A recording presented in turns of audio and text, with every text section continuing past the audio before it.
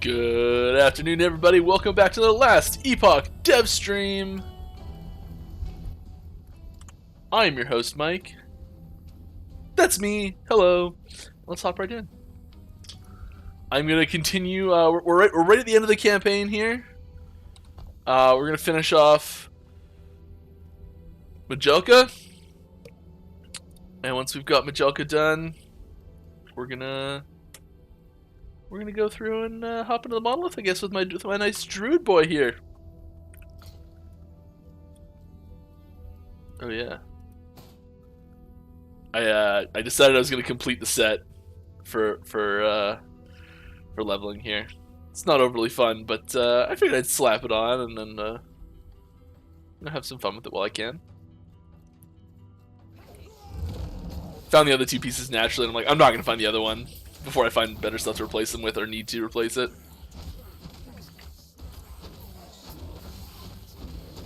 Oh, we got a question starting off early here. Hey, how are the primal chest hair physics coming? Fantastic. Yeah, if you're in like a really foggy area, they get like damp and start to glisten. It's a real problem.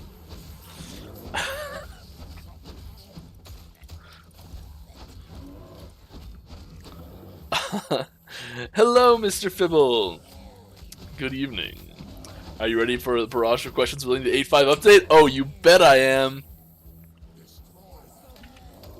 I'm so ready that I totally didn't bring anything new to show you guys today. It's my excuse and I'm sticking to it. I might get something, we'll see. I feel like we have got stuff to talk about though, you know? In a good way, not when someone sits down like, we need to talk.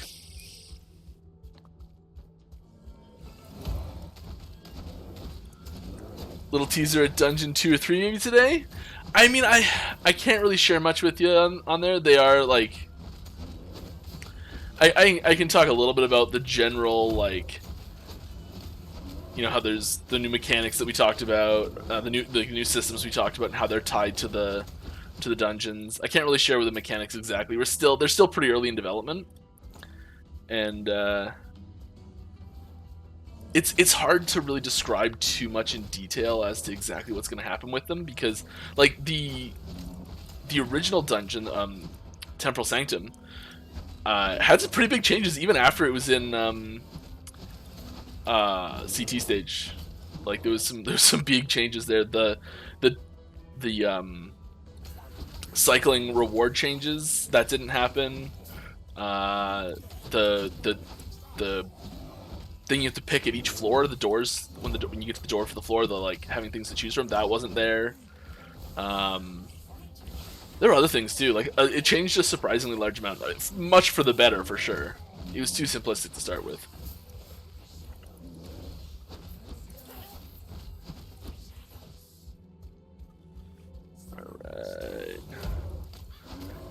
How is the work on the new character screen coming along? Oh, the character sheet, this thing. That will probably not be coming in this patch, I don't think. We got more important stuff to do right now. Yeah.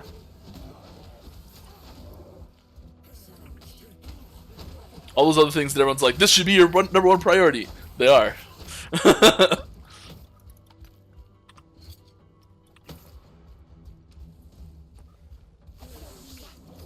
Alright, you accidentally left the teasers. In the bazaar. Yeah, no one's come to buy them yet. It's a problem.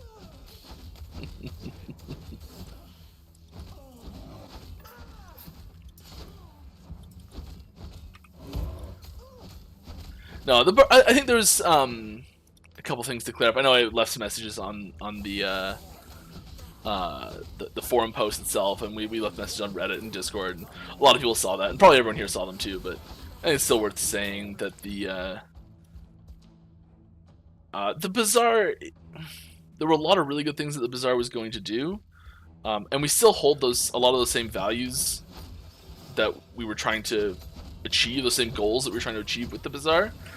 Not really much has changed with our goals. I keep saying just goals, but nothing's changed there. It's more just that there were quite a few problems that we came up against while trying to make it work, and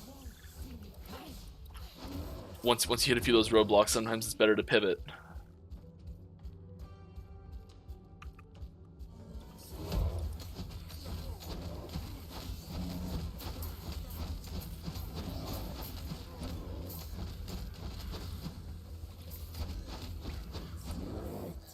So yeah, we're still committed to the same things with the Bazaar, the way the Bazaar was, but we realized that there were problems.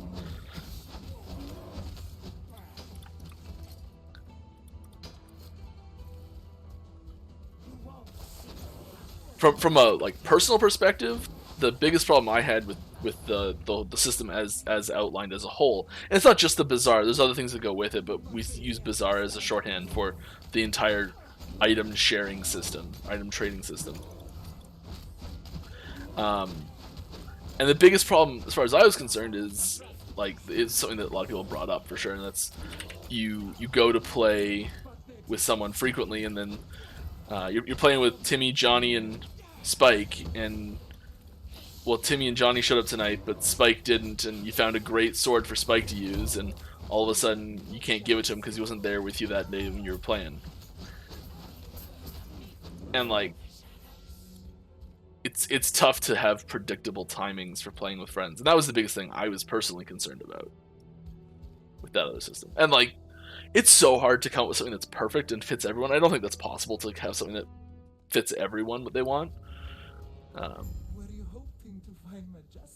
we're gonna do our best to find something that fits for as many people as possible, and the downsides are as little as possible for the people it doesn't fit as well.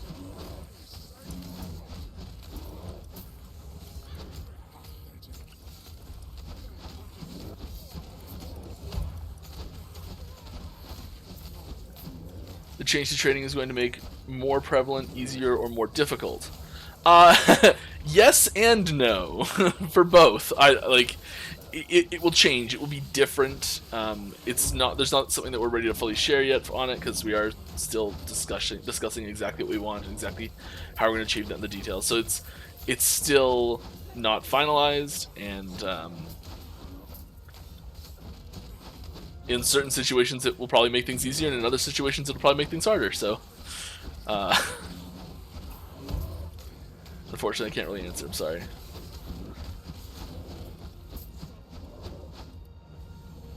Alright, I'm currently playing a Lightning Disintegrate Mage and notice my critical hit numbers are not yellow. Why is that?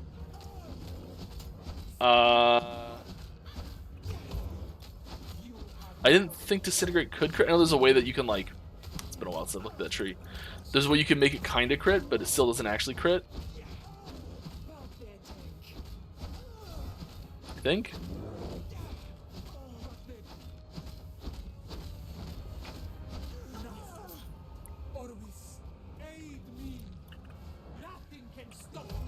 Ricky Two Crows. Here we go.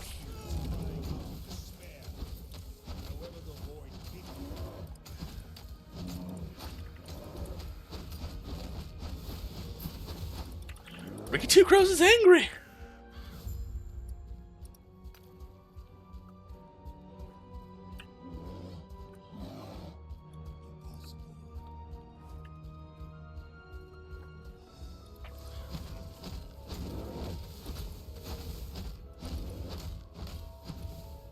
Someone help me out with the Disintegrate thing.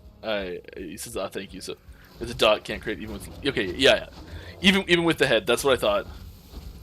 It still can't crit. Because it takes your crit and uses that stat for other things. It doesn't actually make it crit. Just go look it up. I've got it somewhere.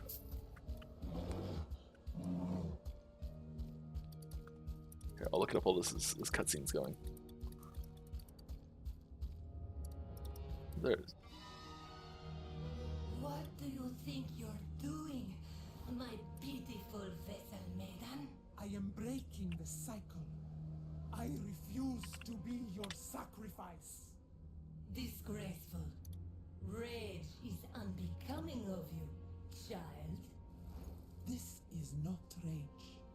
For millennia, the vessel vessel maidens have died so you could live. Now feel the unending abyss of their despair. What are you doing? Why don't you show our guest the torment that now fills you? What's happening? Get out of my mind.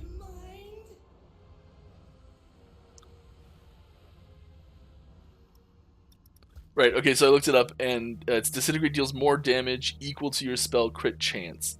So yeah, it's just taking your spell crit chance and just adding to regular damage, so it's still not critting. That's what I thought it was, but it's been a while since I've looked at the tooltip. Wanted to be sure. What game was your biggest inspiration when creating Last Epoch? So it's different for everyone. There's so many people on the team, and everyone's got different inspirations they pull from. Early on, I can tell you what a lot of our inspirations were and what mine specifically were. And the biggest ones there is Diablo 2 and Chrono Trigger, for sure. Path of Exile, Grim Dawn, Diablo 3, Diablo 1, Titan Quest,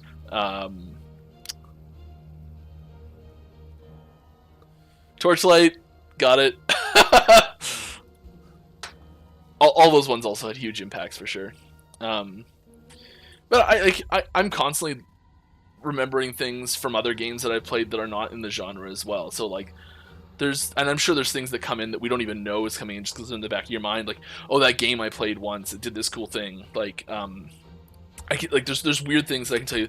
The inspiration for this, the game guide, and like all of the, it's a bad example. Come on, like the cross-linking between them and things like that, and like that, definitely the inspiration for that was the Civilization series, and the Civilopedia and how they do that, and how it's built into the game and everything. So there's definitely stuff that you get inspiration from all over the place, and sometimes it's not where you'd think or expect because it's way outside of the scope or the realm that the game's in. Cultivars claim interaction with Rage and Autocast forms being addressed next patch, possibly. I mean, I can't really give a timeline on bug fixes unless the bug's been fixed, and I don't think it's been fixed.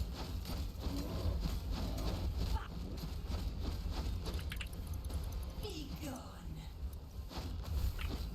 Be gone. That doesn't mean it won't be fixed.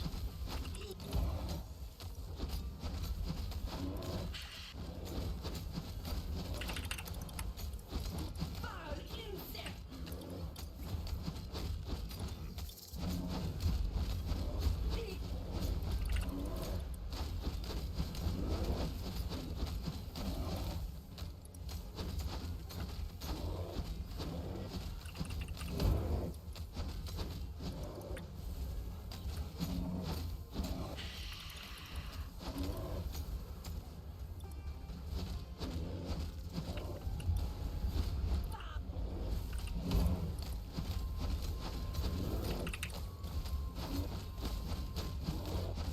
Be gone.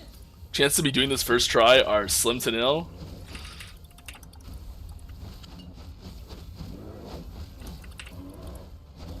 Foul insect.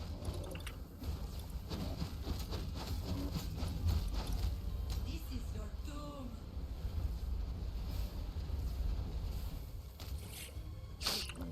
My goodness, what have I done?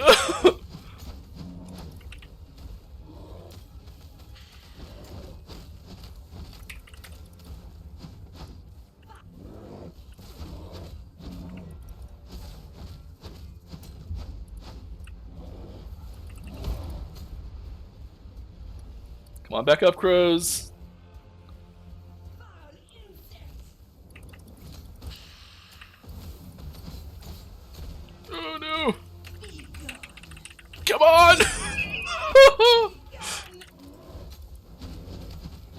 Here we go. Foul insect. Be gone. Anywhere I can stand that's both. Be gone.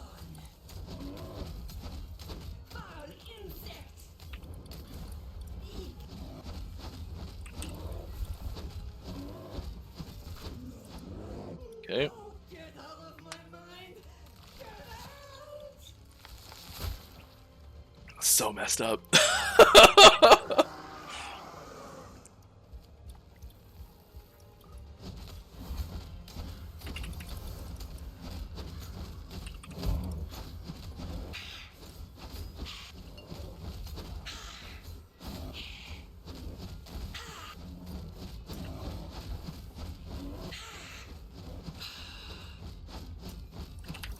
No, wrong way.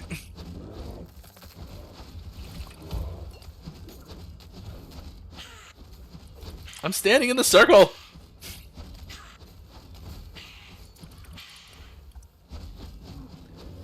It's frustrating because it uses the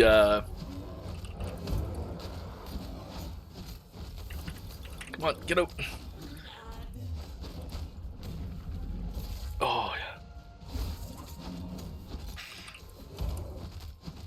It uses the collider radius for your human form, not bear form.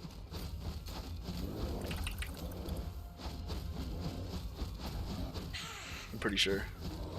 Or it's just the same number. Berserk coming in clutch here.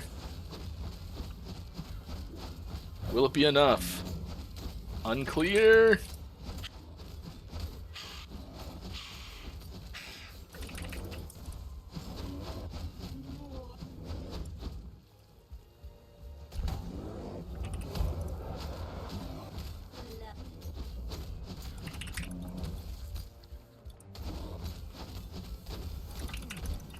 No! Come on!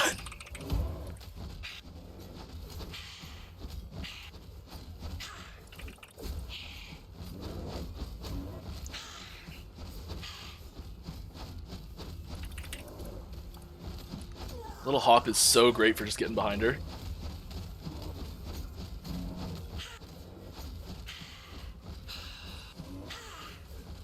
Oh my god! Sustain! Sweet Jesus, no!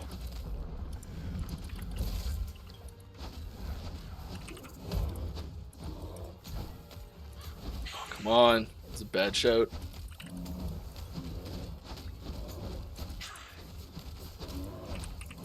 Here we go. Get the Berserk back up.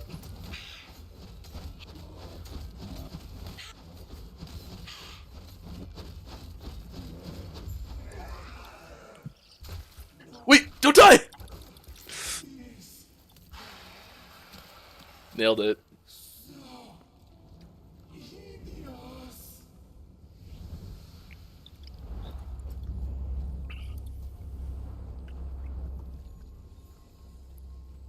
I'll take it. I'll take it. Alright. Whew. Fight always gets me. I like it. It's probably better than our shield. Our shield sucks. Now we've got our... We use the bear set too! Yeah!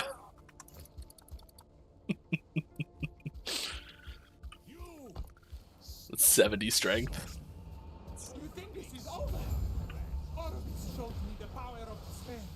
And with his power, I will not die. I cannot die.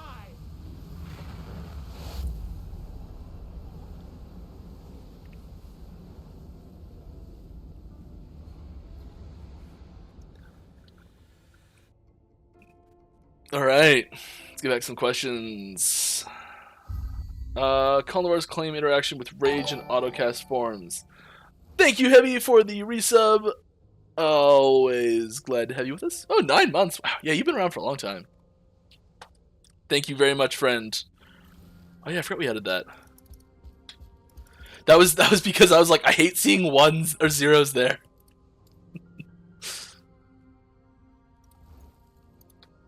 Was I doing something? I was going for bear, right? I don't know, I'm liking Ricky Two Crows here, though, so, you know, we'll see.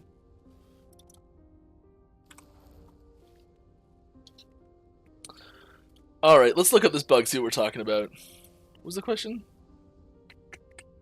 Colvars. Mana converted to ward when you reach full mana. Oh, that thing. Yeah, I thought we dealt with this already. I remember this being a bug when we were like first doing the rage redo stuff. Or we were just like, it's just incompatible. Maybe that's what we came to. Because when you first go into bear form or into any summon form, your range mana are the same thing. They're interchangeable, and it pops it to full, and then this Colorverse immediately slaps it back to 0, which immediately transforms you back to human. And it's just this like, you get a bunch of ward, but you're still human, or anything, something like that. It's just. Who are you supposed to be? Who are you? Oh, come on! Did I just really do that?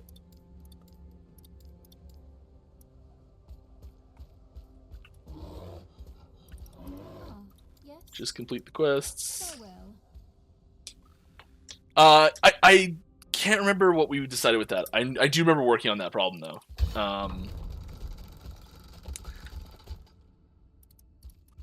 If you could fix it any way, Lizard, how would you fix it? What do you want it to do? That's a better question. I'm not saying I can make it happen, but I'd be interested to know what people want to have happen there.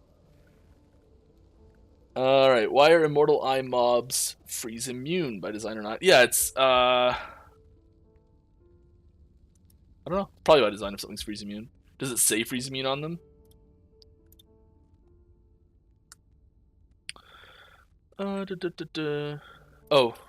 Reimer's just like, yeah, we're fixing it. Cool, I guess it's already been fixed. I went through all that for nothing. My bad. To add to that, can we please stun Gorgons during their wiggle back dance? Currently they move half screen away and then get frozen stunned.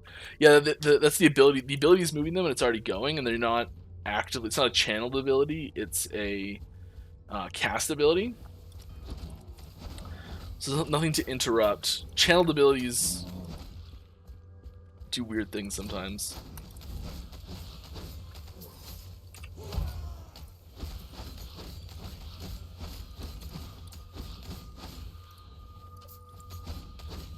Pretty well, unless it's something that's already fixed, they can never say like, yeah, we're gonna fix that on stream, because I have to go figure out exactly what it is, or something that I'm actively working on right now. But all I've been working on for the last 2 weeks is multiplayer, so there won't be any of those then.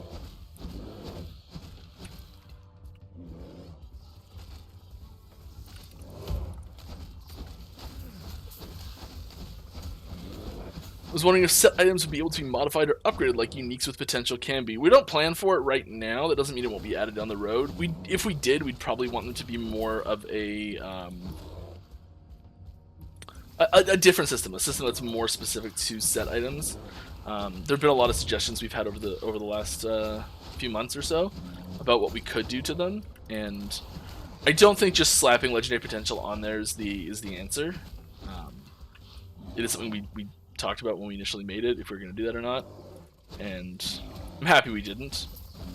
I know it might feel like they're kind of out of place right now, and we do our best to keep things fun and functional as we're going through, but sometimes if we don't have time to get every little thing in, so like we don't have enough time to get in a mechanic that's related to but not directly affected by another mechanic that's going in, we won't hold that mechanic that is going in back to fix the first one quite often, just because we want to have the most stuff in that we can get feedback on right now. And sometimes that does leave gaps. I think the most obvious example of this is actually with skills and with classes. Like we don't hold back working on like a skill that we've worked on because Falconer's not in yet or something like that. And unfortunately, it does leave us with some lopsided systems in some cases. And post-launch, I would say that would be a problem, but right now I don't think it's a problem. So it's a little unfortunate.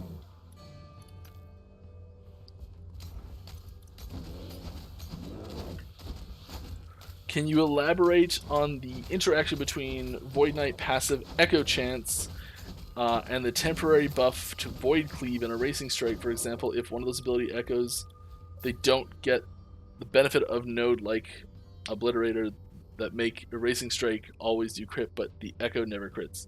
Yeah, the Echo is a different ability use. So the Echo is, it's not a repeat of the same ability. It's you're using the same ability again. Is an easier way to look at it. Actually, the easier way to look at it is someone else is, or something else that looks and feels and has the same power as you is using it again. If that makes any sense. It's an echo of, here it is. It's an echo of you using the ability. There we go, got it. I'm being told Columbars is already fixed, and I just missed it because I was not involved with the fix. Thank you.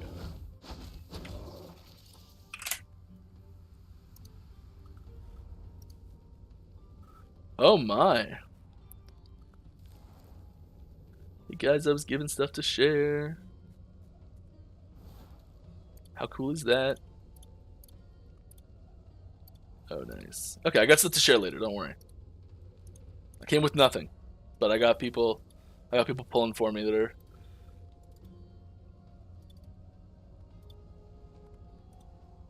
Oh, I guess you guys should be thanking them, not me.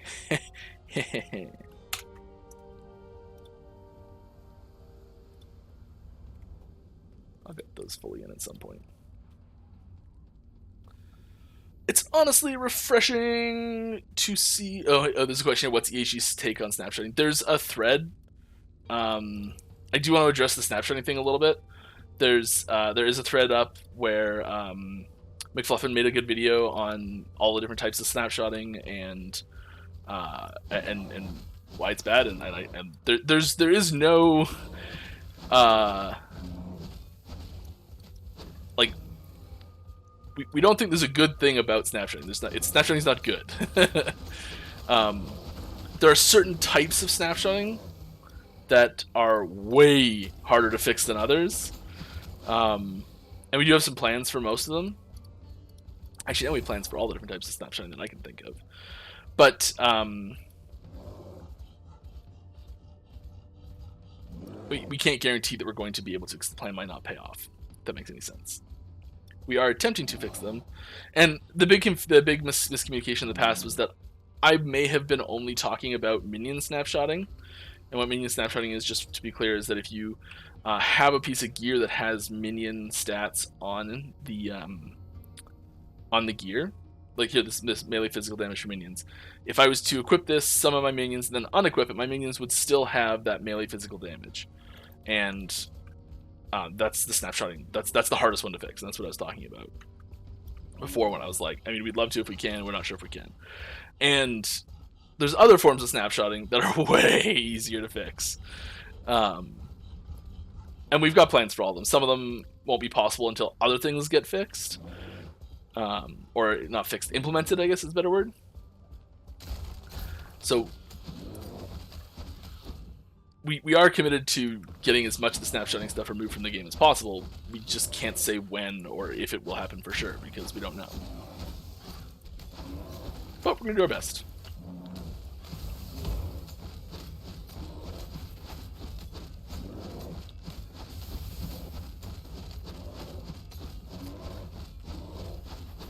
Alright, it's honestly refreshing to see a dev enjoy their own game. You say it's the passion project for most of the team?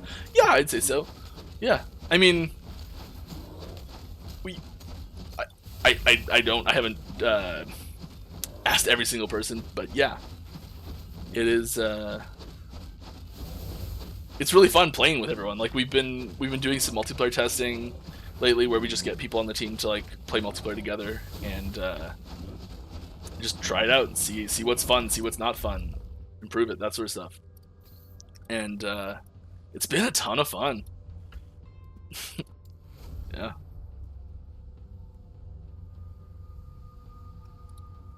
Alright, any chance we can get an average HP for multiple minions? Average HP bar for multiple minions.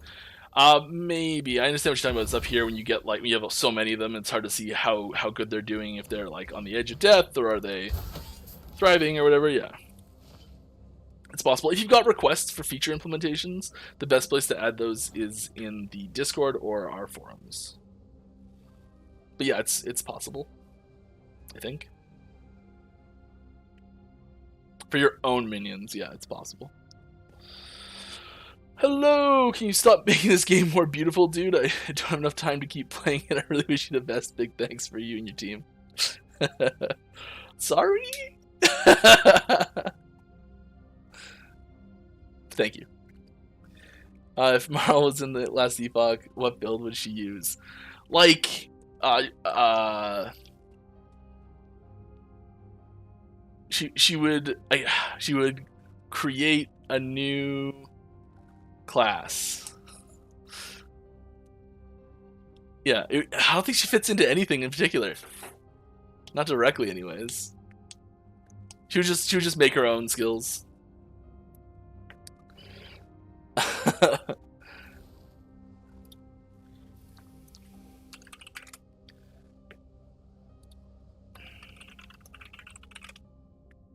What are you saying?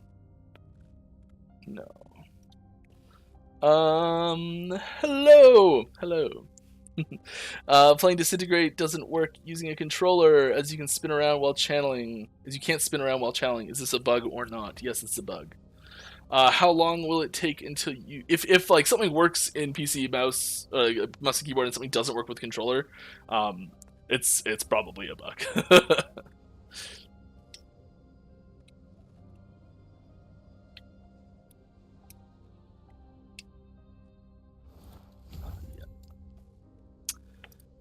We're gonna want that. We're gonna want that.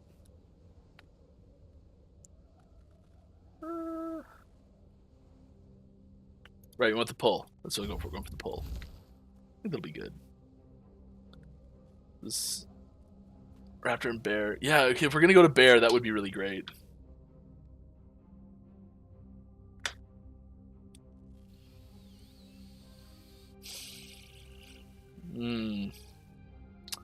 Frailty would be really nice.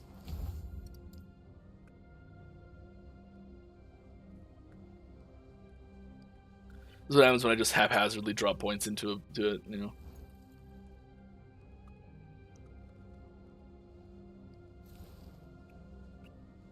Right, roar for Rampage. I had plans. I'm like, just remembering what my plans were. This calls into highlight how we need to have some sort of like planning system built in. I'd like to, anyways. All right. I'm going to throw one of these up right away so I can prep the other ones while I'm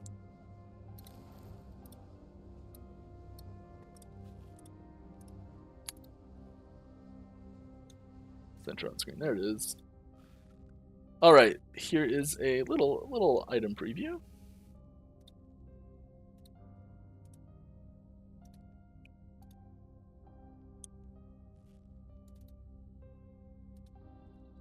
And yeah, as like I know I probably don't have to say it, but I will keep saying it. These are 3D models of these are 3D renders, not 2D artist drawings of items you probably will recognize.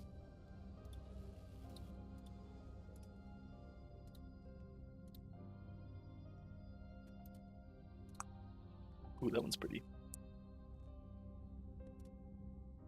I mean, oh, whatever, it's cool, I guess.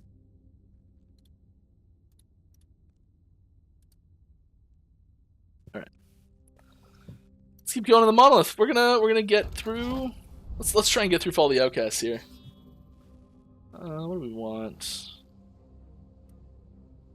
I don't want experience. I just want XP. How long will it take until you do a blog post about the changed plans for trading? Could you share some early ideas of Rmt Bot Prevention? We don't have. I don't know. It's gonna take some amount of time. I have no idea when that information is gonna come out. A lot of this, there's a lot of different tools for Rmt Bot Prevention. One of the one of the best tools for it, and this might sound weird, is just the fact there's a sticker price in the game. As soon as someone has to pay for a license every time their account gets banned for doing something they're not supposed to, it is a fairly big deterrent. So that means that any sort of RMT seller has to be able to make the profit of the sticker price at least as at the rate at least of how fast they get banned. So if they get banned,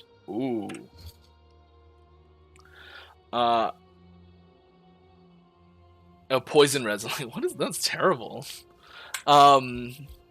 If someone got banned for doing something they weren't supposed to, like RMT selling, say they're making $5 an hour and they get banned in 7 hours consistently. Suddenly they're making a total of $0 because their accounts get banned at the same rate that they had cost them to buy new accounts. Now, I know there's lots of things that can change those numbers, but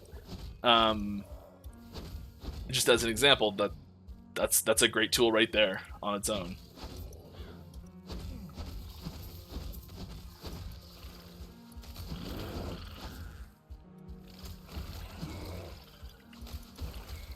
Plus the loss of all the stock that was on that account as well.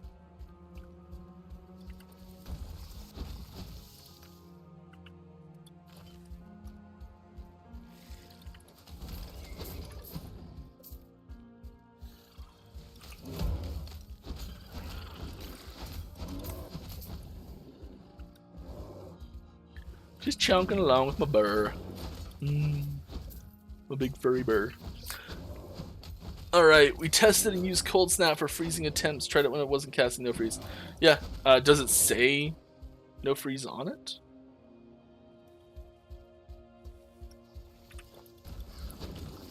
It's possible that it may not have a freeze system set up on it by mistake. It's possible it may be intentional.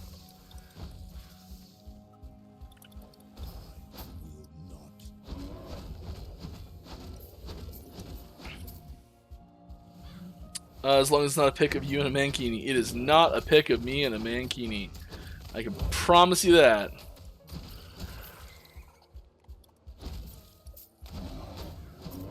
Got my first endgame. Charman, love the game. Keep up the good work. Thank you very much. Mick Boss Nasty. It's a good name.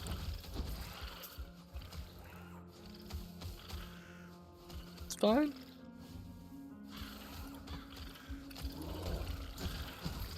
Might be time to set up a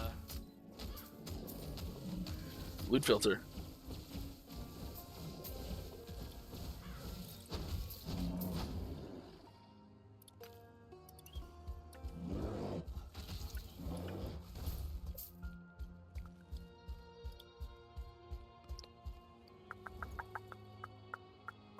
Do you still have plans to stream multi prior to its release? I'd like to, yeah, I don't see why not.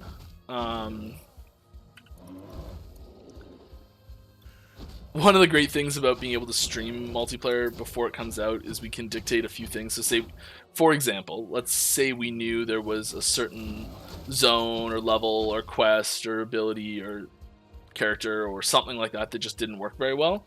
But we knew we had like a section of them that worked really well. We could always doctor set ourselves up for success and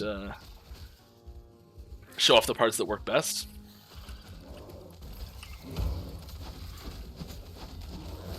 Whereas if you're just releasing a beta of the whole thing, you kind of have to, and this is just the way game trailers work in general, and movie trailers, and every sneak peek of anything ever, really.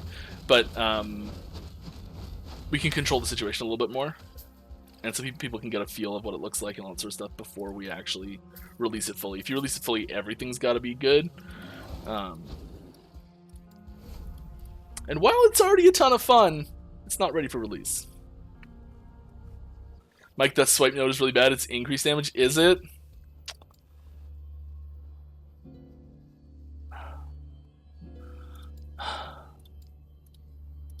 Fine.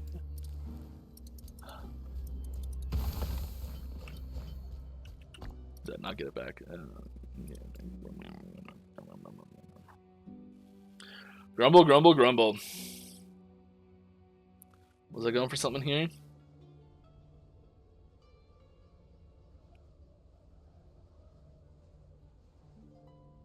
Yeah, I'll take some heals. Thanks for the heads up, Primer. I am Acid Flask Rogue. Hi, Acid Flask Rogue. My name's Mike. But it doesn't scale, and poison interactions get real weird, wonky, especially at higher levels in monoliths. Is there any plans to revamp Acid Flask and poison damage? Poison damage is really strong. So, if anything, we'd probably be nerfing at poison damage, but I don't think there's any direct plans to. But the question seems like you're asking for a buff to it. I don't think there's anything specific in mind for it right now. It's still possible.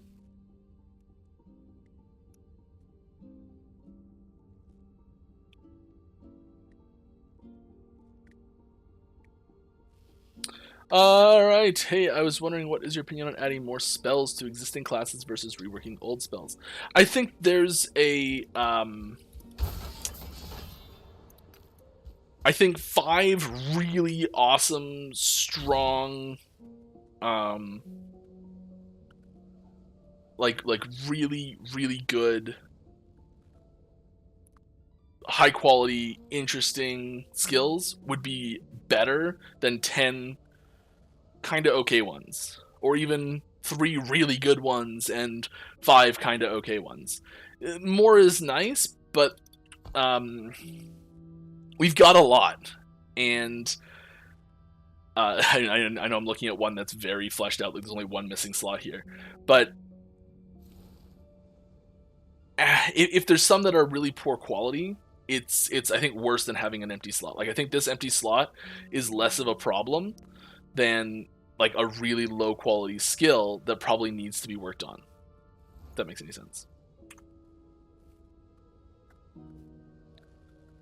They're both important though. Alright, Imperial Watcher's eyes are indeed stun and freeze immune without a tag test with Warcry. Okay. So they either need to have that removed or a tag added. When multiplayer is released, will players all gather in End of Time, or will it be some kind of hideout congregation hubs? End of Time will be right now we're designing End of Time as the primary end game hub area. There are several others, and we're actually adding a couple more. The configuration of End of Time will change a little bit when that happens as well. Poison damage abilities feel bad without the ailment shred buff. We take that into account when changing the element. I didn't say we were changing the element, first off. I meant more of like, if we were to change it, it would probably be a nerf. Because it is really strong. Did that really have nothing behind it?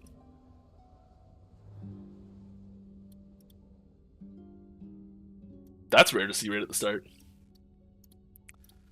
Oh well.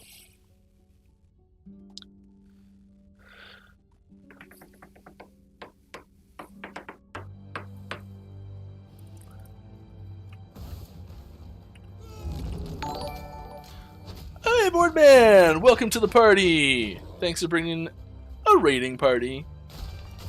Welcome to everyone that's here. Oh yeah, I forgot to mention.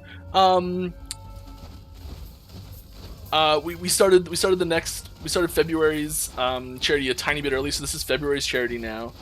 It is Save the Children, and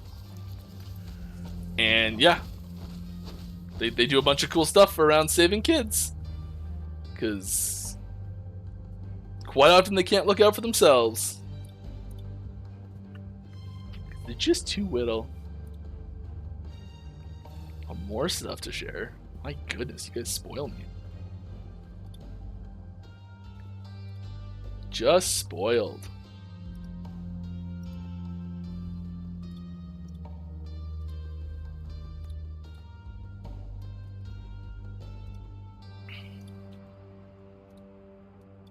A little bigger. Okay. Sorry, just had to get that prepped. Rawr! Like growling stuff out in the yard, so I go to check it out, and there's the King of the Jungle sitting in the tree. So I ran inside and called the 5-0.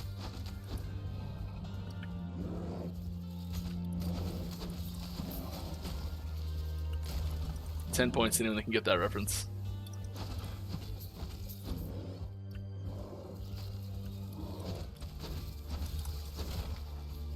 Classic Happy Madison production. Grandma's boy! Very good.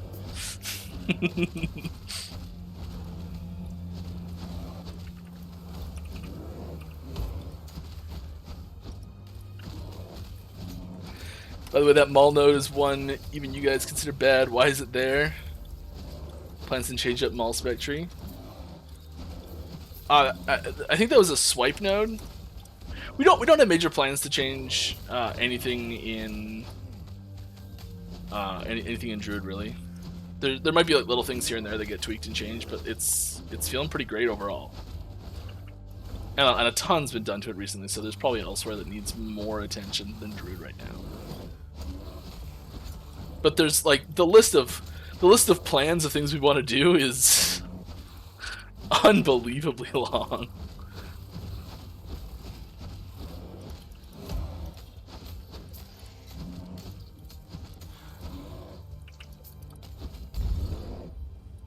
A little close animation.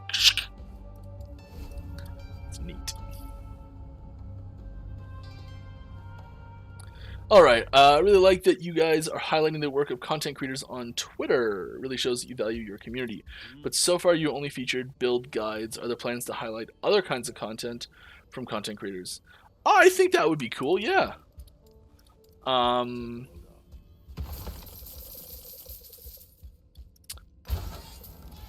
Yeah, I don't see why not. I think that'd be cool.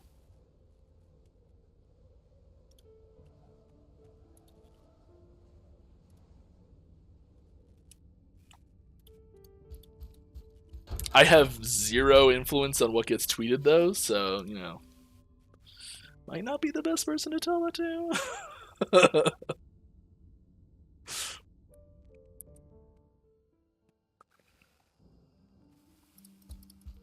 Oh, so it was more of a tongue-in-cheek question? Oh, sorry. Well, I told you it was bad. I see what you're saying. Yes. Yeah, I mean, there's so many things that are... One, it's good that there are nodes that are less powerful than others. So that's a good thing, first off. I don't think that every single node that is underpowered needs to be changed. Nodes that are misleadingly bad, so like nodes that seem really good, but because of the way some interaction happens or some like trick of hidden thing or the tooltip's wrong that causes them to be crap, I think those are much more important to change than nodes that are just bad. So if a node was like, you get 10% more damage on days ending in Y, and a node is like, you get 5% more damage.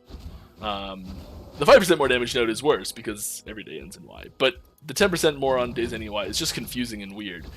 So that's a bigger problem because people's expectations can be wrong about it. And it's even more of a problem when it's actually worse. When it seems really good, then it's actually worse. It's sort of like the flip side of that.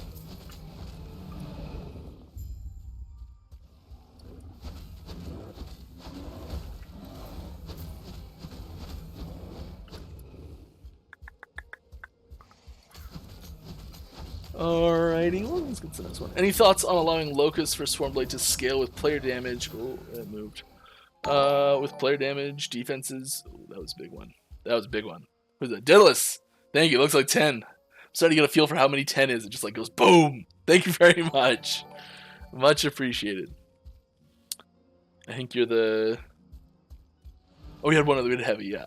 Not quite the first for saving children, but close. Congrats to everyone that got one of those. Stay a while and listen. Any thoughts on allowing Locusts from Swarmblade to scale with player damage defenses? You can already make Swarm Strike scale with minion stats. It'd be nice if you could make the Locust more useful and survivable if you wanted to do a player stat build. Yeah, I mean, they are pretty... I just ran right past. They're a pretty important part of the kit no matter what.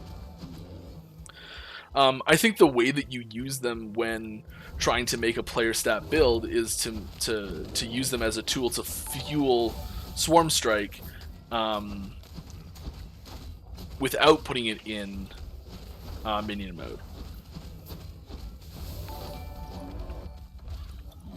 And if you want to do a minion build, like, it's going to scale with minion stats. I don't think so. My gut reaction is probably not.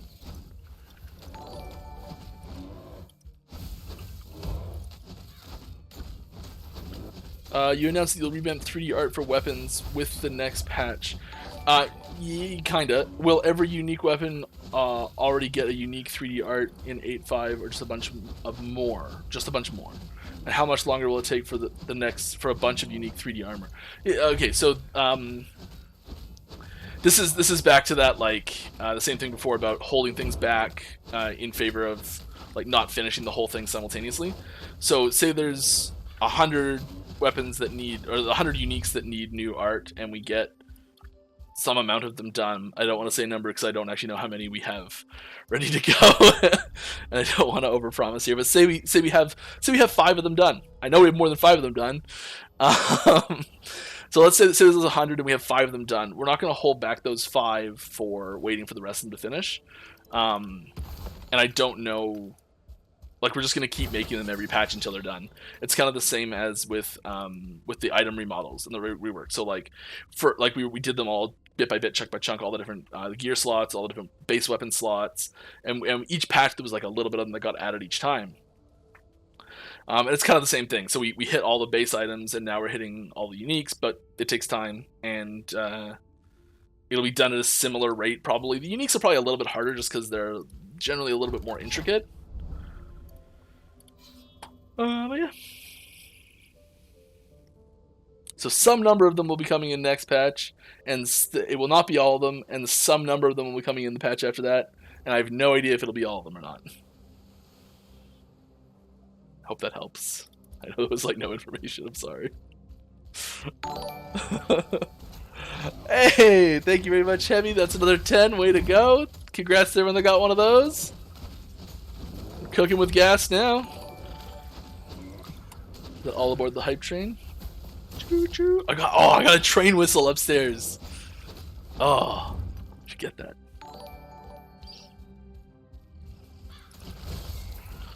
One of those, like, wooden old school train whistles. Got it for my son and he loves it. He also loves harmonicas for some reason.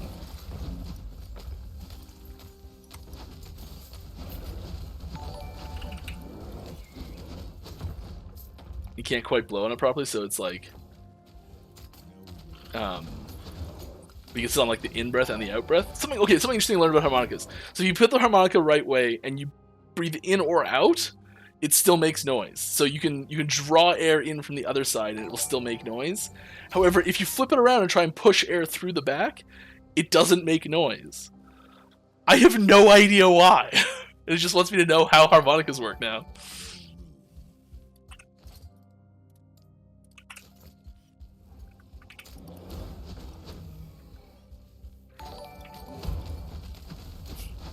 Alright, we're talking about a video game, right? Let's get back to that.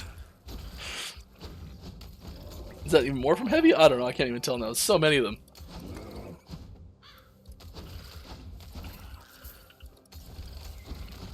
Alright. When the game hits full release, if a class is overperforming, will you nerf that one class or bring the rest up to a similar state minus the use of unique items? I mean, yes, inclusive or here. It really depends on the situation. Likely we do a combination of both. If there's like the prop, so I know that there's a big there's a lot of negative connotations around nerfing something, like, oh, it's really good, just nerf it, great, done. However, there's this feeling of like, oh, my character sucks now when you've nerfed it. And there's a lot of really important things that we need to be careful of in order to keep the balance, keep the integrity of the game there without making people feel like they've wasted their time. And it cuts both ways. So there's, if there is one build that's way strong, and okay, so the problem, I should start here. The problem with just buffing everything else is that's the literal definition of power creep. Okay, and power creep's probably gonna happen as the game goes. We're gonna do what we can to slow the power creep roll as much as possible, and the power creep discussion is kind of weird in early access because there's a lot of things that still aren't in the game, challenge wise, and a lot of things that still aren't in the game power wise. So the ceiling of where we want power to creep to, we're probably not at that yet, anyways. So some of these principles don't really apply to early access and where we are right now because the game's not at that 1.0 state. But if we release a, like, say when 1.0 comes along, don't die on me. Say 1.0, oh, did I lose the other one completely? Oh no, I'm gonna lose them both. Say 1.0 comes along, and we release like a big Uber boss with 1.0.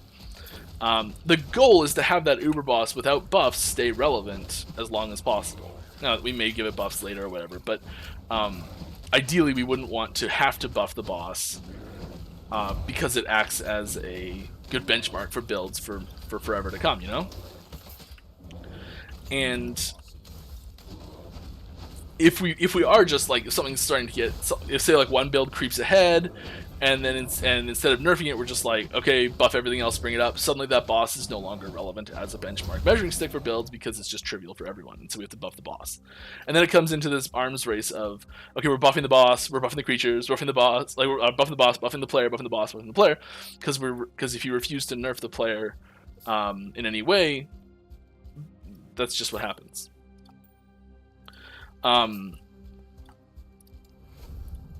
And that's not to say the power creep won't happen a little bit no matter what, but we do want to try and keep that under control as much as possible. So if there is something that comes out that causes a huge spike in one class or even two classes over the rest type thing, or specific builds, I guess we should talk about instead of classes as a whole, it's likely that we would do a combination of the two, where we nerf some things and buff other things. Possibly it's a mechanical rework instead of just a straight nerf or buff. So maybe there's like, I don't know, there's a thing that says like whenever you deal physical damage, you get a buff to your fire damage, and there's some unique that makes that go nuts. You know, and then so maybe we're like, okay, well maybe it's physical buffs your cold instead, so that unique doesn't apply anymore, and it actually changes the numbers, but the interaction changed. And that's like, I guess kind of drifting a little bit, but that lets you target specific builds instead of the whole class or the whole skill, and you try and have as little collateral damage as you can. This is a huge topic, like, I don't really know how to shrink it down to bite size. So, like, everything and nothing, and depending on the case. I think there's also, I just want to add one thing to that. There's a time and a place to do nerfs as well. And halfway through a season or league, unless it's a really big bug that's a humongous problem, it's probably not the best place to do it. And when we are nerfing something, we try to bring it down to the level of the other really powerful builds. So say there's a build, say there's 4 builds that are like S tier builds, and one of them suddenly pops up and becomes significantly better than the rest. If we were just to nerf it to fix that, it would be nerf it back down to S tier, not nerf it back down to B tier. You know, that's the goal.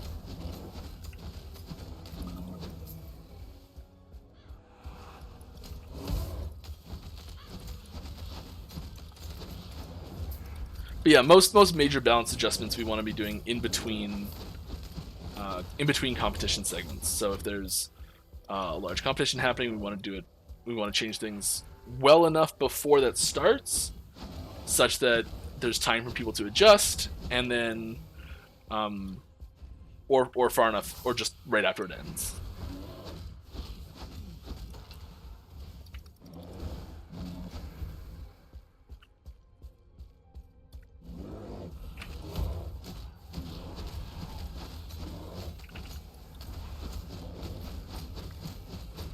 When this game hits full release, if a class is... Oh, no room at the inn. Oh, yeah, that's very good. Swipe's nice.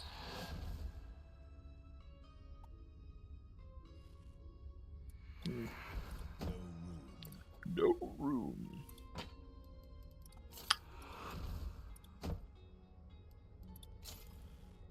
Coolio. Oh, yeah, that will be good.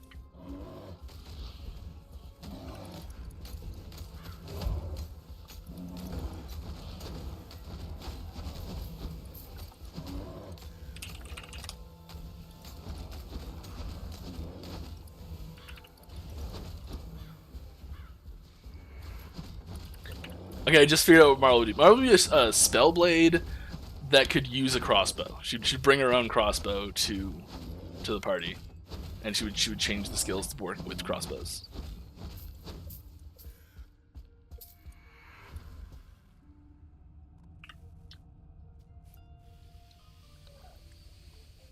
All right. Are there any plans to make the damage of skills scaled generically with the number of points allocated with the skill tree? Currently, it's uncommon for a player to search more damage nodes and just take... It's not uncommon. Yeah, take all of them. Personally, I find the nodes that alter behavior more interesting, but I'm limited to taking damage nodes. Yeah, this is a really interesting thing. We've actually toyed around with this a few times. So we had versions of this where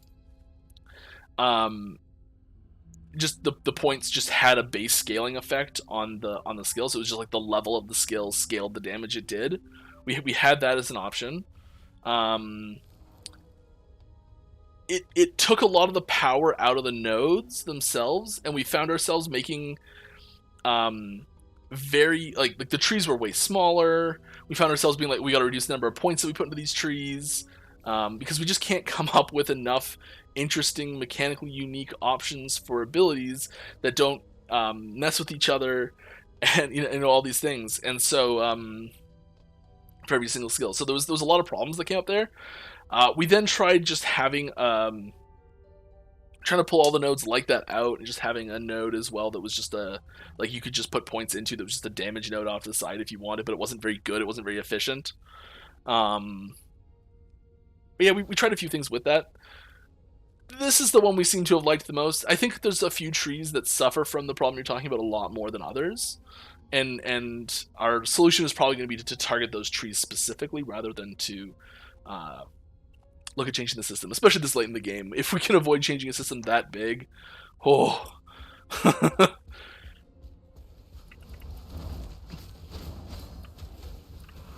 Oops.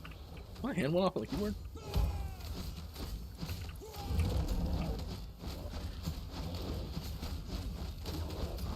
Any plans to add more damage types, more damage conversions for Mage, for example, being able to make fire, lightning blast, or you set specific conversions as a game design decision? Yeah, they're, oh, hey, cool, Colors. You guys want to see the bug we're talking about earlier? That's funny.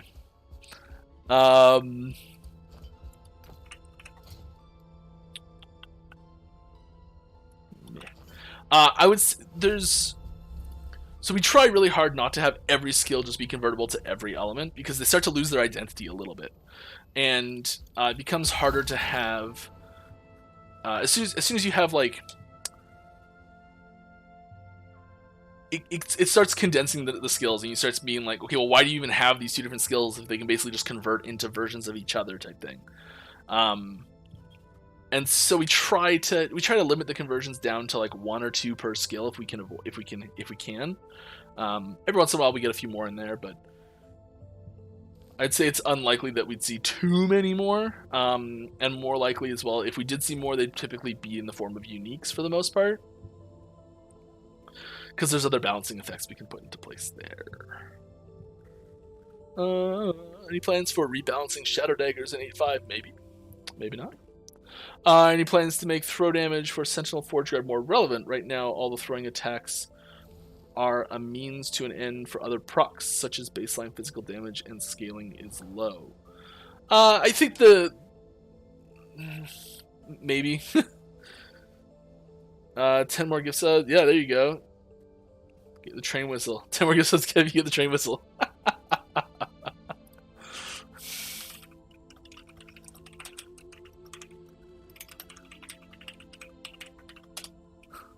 We'll see if it happens.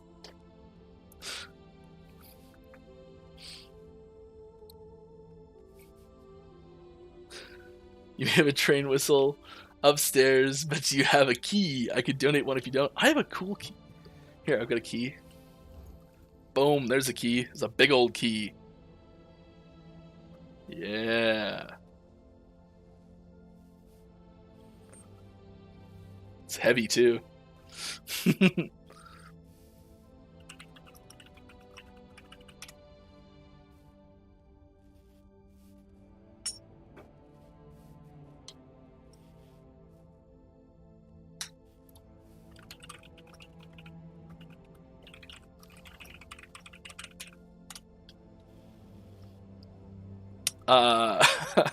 Probably too far out to have too much of a discussion, but with multiplayer, has there been much thought about party composition and damage types, where less wildly accessible damage type builds might be more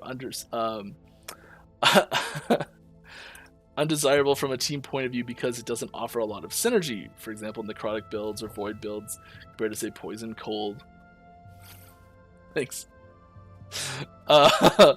Poison, cold. This is probably largely a non-issue since shreds have max stat caps. Yeah, there's some interesting stuff there for sure. And the fact that shreds have a max stat cap doesn't really fix the problem, because you can just have one person that's applying those shreds, and then have everyone else just do that type of damage. Or everyone have sort of like incidental shred of that type applying, and then like together you just shred that same thing. It is something we've thought about, yes. It's hard to really take much of an action without hindering overall balance of single player stuff. But we're working on solutions.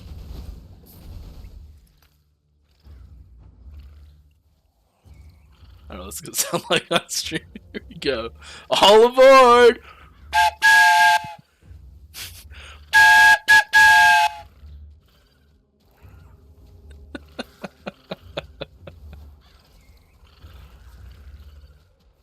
Harmonicas work the same way your stash does?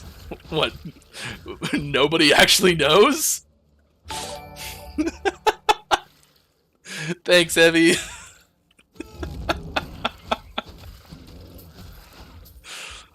Oh, that's hilarious. It's gonna keep that now, don't we? Every time one starts. Like,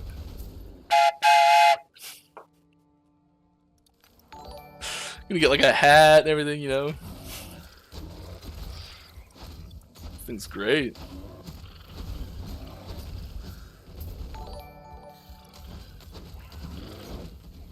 Alright, is there any plans to make throw damage for Sentinel Forge Guard more relevant? Right now, all throwing attacks are means to it. Yeah, we already answered that, maybe.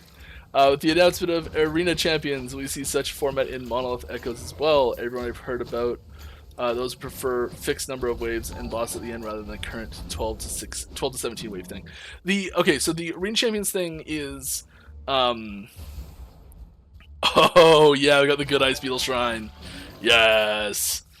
Come, my pretties. It's time to charge.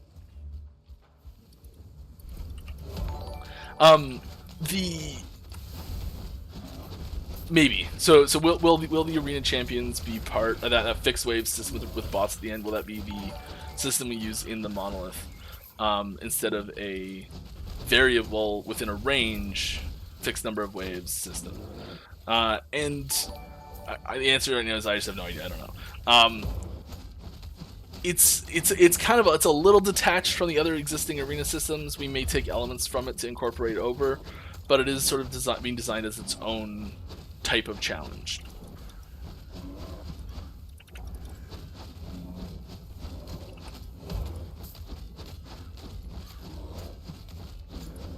I do like the idea of putting it into the Monolith personally, though. or like might be a little too complex. I think one of the big reasons people don't like the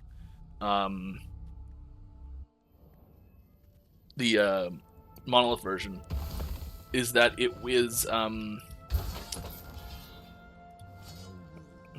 it's a good crafting base. Let's do a little crafting. It takes longer than normal echo, and people are really just trying to push through echoes as fast as they can. We've got other ways that we're looking at, maybe encouraging people to spend a little bit more time in echoes and actually have the overall process be faster as well. But we're still working on that. I might grab that actually and go bear. That'd be nice. Yeah, interesting. Anyways, so yeah, we are still looking at how we're gonna do that, but the fixed number of waves will be more. Well, I shouldn't say that. I think the fixed number of waves will be more than what you're seeing in the monolith already. It might not be actually. We've got a lot of testing to do with that. It hasn't even started yet. But if we did, even if we kept the waves, say we said 15 waves in a boss, on average, that's going to be significantly longer than what it is now already. And I don't know if that would be a positively received thing yet. Be my concerns on it.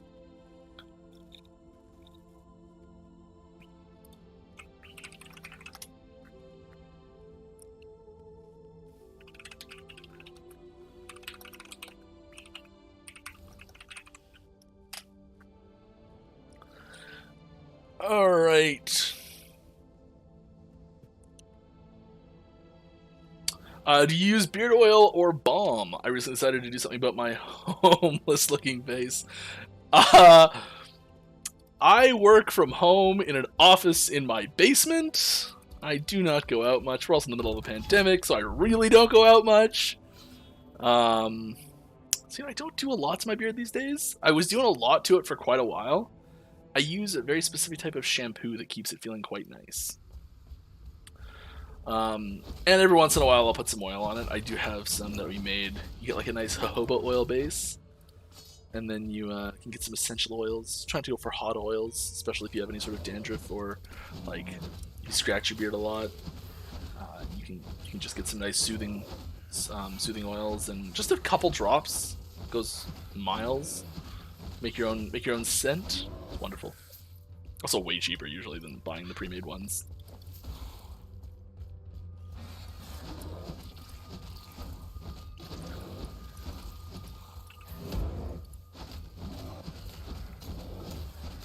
Alright. Currently there's no way to regain mana other than base regen. Are there any plans to add rare modifiers that would give X mana on hit, similar to how we can get X health on hit or X health on kill? Mana leech on hit is not really something we're overly interested in as a regular affix at the moment. I would say there's a decent chance something like that can get added as a unique affix, which it already is. Pretty sure. Isn't that... I'll check the stash afterwards, but I'm pretty sure that's what... Kermod's Cage. Isn't that mana? It's rage, but it's mana. On hit? Pretty sure.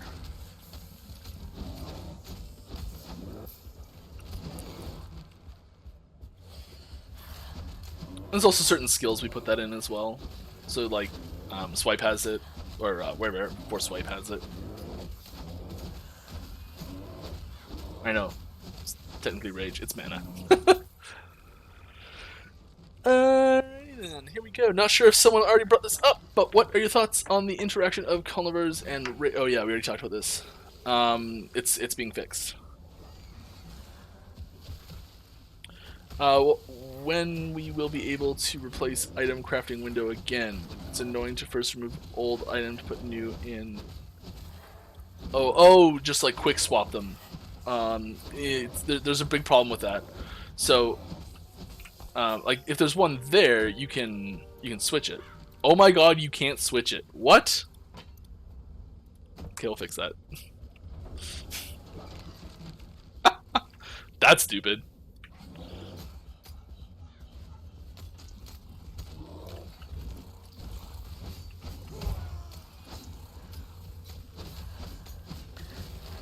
can say that because it was my mistake. Any word on which is more likely to come first, Shaman, Rework, or multiplayer? No.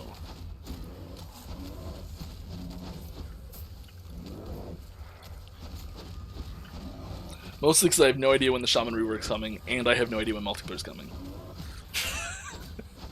That's not true, I do have some idea on both, but no, I can't tell you.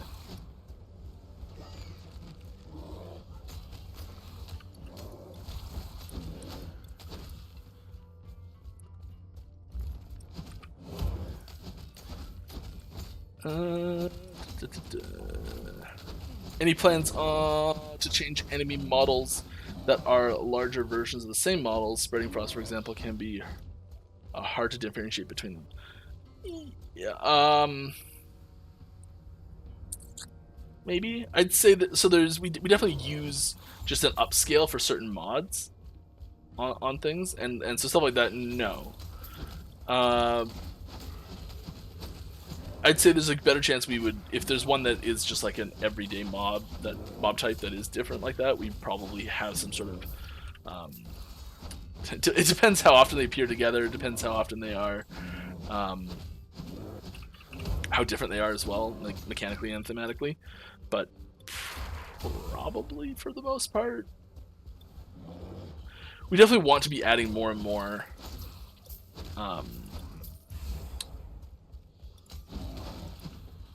Like more and more mods in general, mobs in general. So we do like to add more and replace existing ones that are there as placeholder. And sometimes you will see duplicates of things that are there as placeholder. Oh my god, Berserk with the haste shrine is a little bonkers.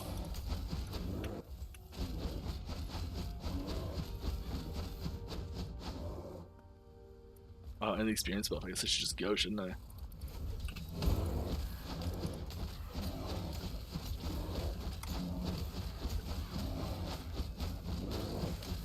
I'm a burr! Look out!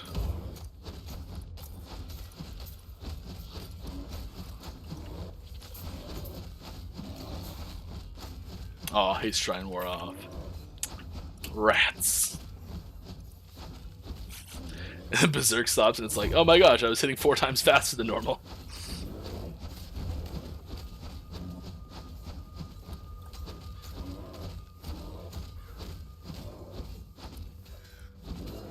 Are there plans to add more voice dialogue to our characters? Yeah.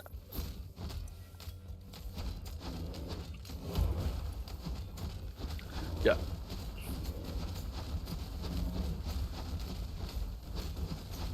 Whoever it was, Shartrax or something? I can't remember his name exactly, but look, I'm standing in the avalanche. It's not killing me.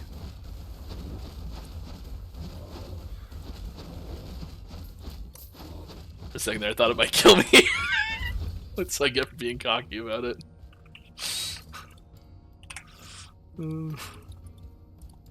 Oh well, we got there. Yeah, we're gonna be adding lots more voices and dialogue stuff.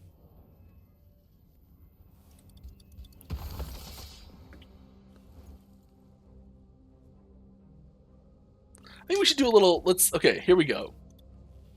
I'm going to share something, there we go. While I prepare a little,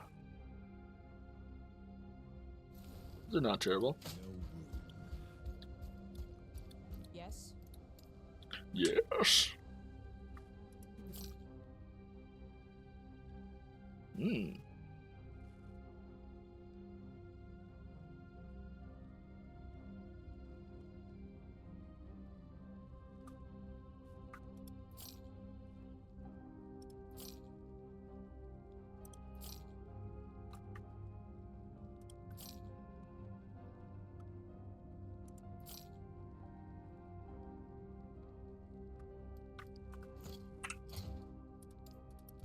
Take care.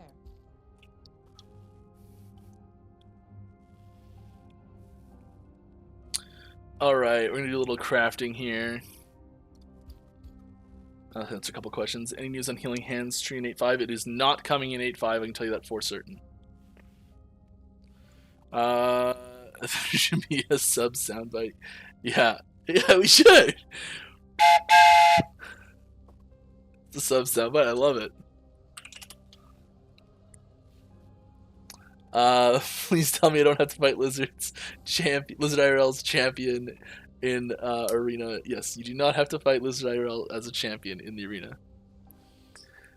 Any chance to get more minion blessings to be added? Maybe. There's a lot that are kind of subtly minion blessings. And a lot that are still useful for your character, even though they're not directly minion blessings, but it's possible. We don't really have any plans for big blessings changes right now this patch. Does it worry you? Echoes are nothing more than run to the end as fast as you can and jump to the next. Yes. You said long ago you didn't want this game to be zooming type game, yet echoes are just that. Yes, it does.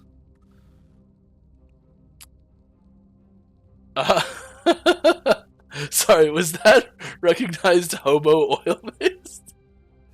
Jojoba. It's Jojo. Jojoba. Yeah, just slather your face out with hobo oil. There are a few uniques with mana on hit, but sometimes it's tied to a specific skill like Harvest, yeah.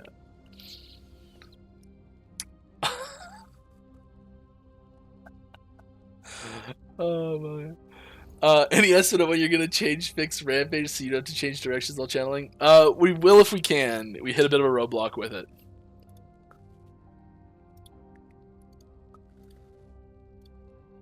Let's just flip me over here so I can forge a little better. Forge in the fires of Mount Doom.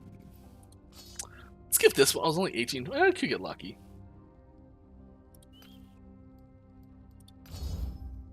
One, good start. 6, 0, 10, poop. It's not over till it's over, it's over.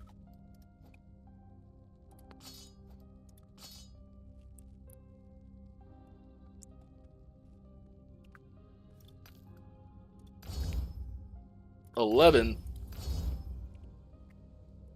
Okay. Let's hit up a discovery. Health on melee hit, that's not bad.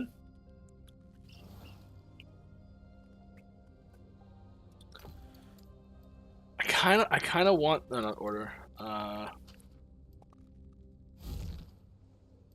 kinda want a flat like that.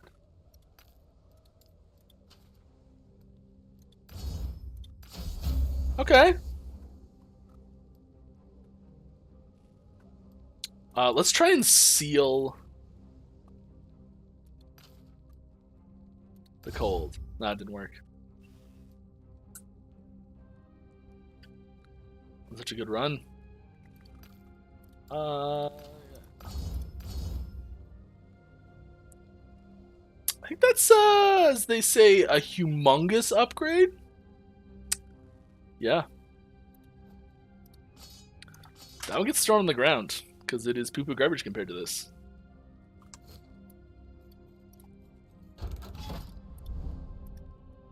Just suddenly dealing a ton of damage.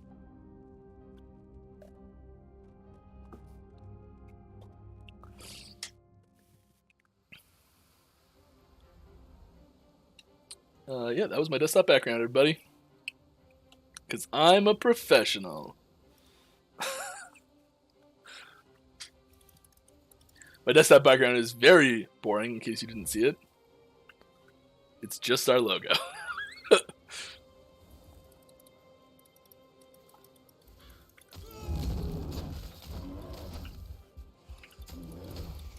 I mean... It feels like I'm doing more damage right out of the gate.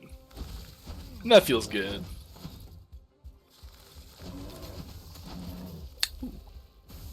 Yeah.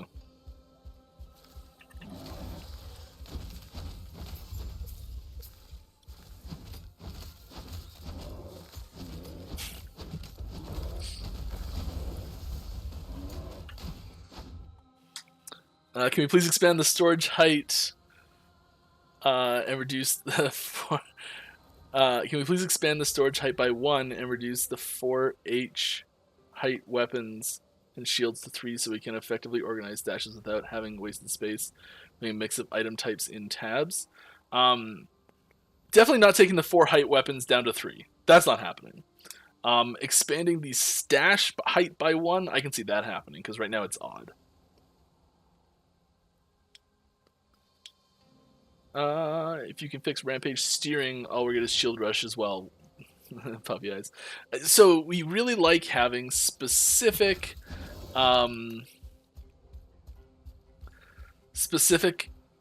abilities having unique flavor and mechanics simultaneously. So I think that the big difference between Rampage and Shield Rush from a like flavor standpoint is you've got a bear who's got his head like his head's down, but it's like it's up, like his face, his eyes are forward, he's going.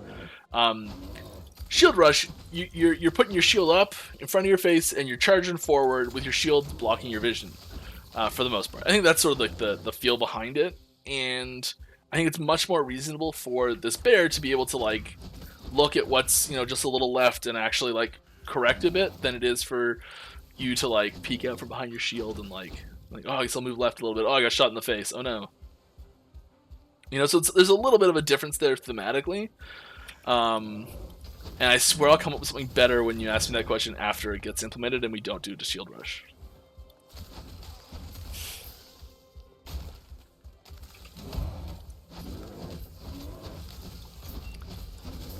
News at 10. Mike suddenly discovers that better gear makes him do more damage.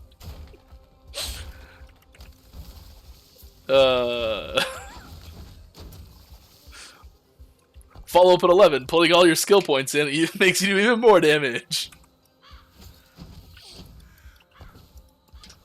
Where should I put my points?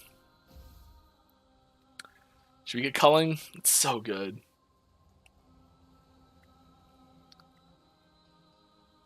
Yeah, the claw totem's nice. Yeah, let's just do culling. Shield Rush doesn't even need a shield if you spec it, so that argument goes out the window. Ah, you got me!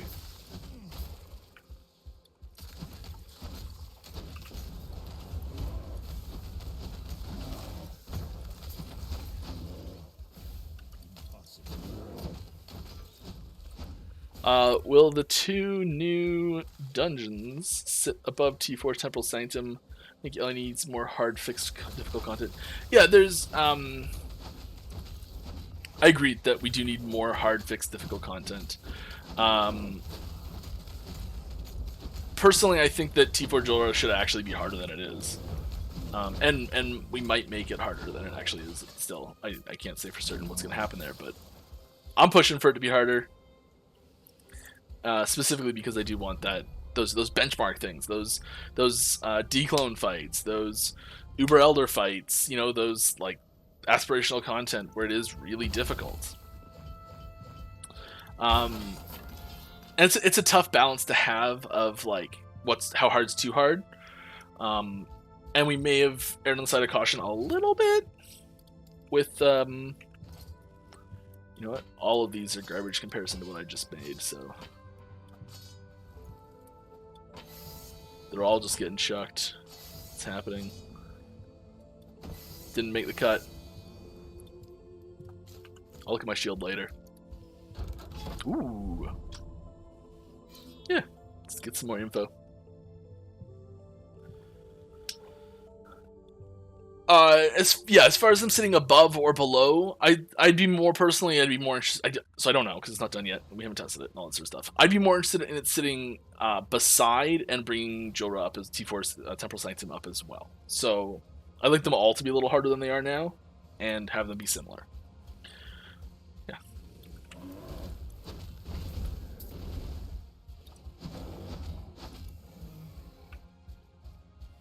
I think it's kind of hard because we don't have like a lot of dungeons in yet. It's hard to tell how it's going to play out and how it's going to sit and everything. I would look at like that's going to show how long ago I played WoW, but I would look at dungeons more along the line, like dungeon bosses more along the lines of like harder, like if Epic was the not quite top tier of 5-mans in WoW, where there was like a really hard, smaller content. So it's this like more bite-sized content, but it can get really, really hard. But it's still not raids. It's still not the top level of content as far as what's like actually the hardest thing out there eventually. And I'd personally be more interested in looking at something else to be the actual hardest thing, but have it still be a very hard thing to actually achieve and do. So you still need to have a very high gear character. You still need to like I guess it's more like, you know, Hell Cows, where it's like it's tough and you gotta have a real good character to actually hammer through it. But like a max geared character, a min-max character is gonna be able to do it, or a character that's like really built specifically for it.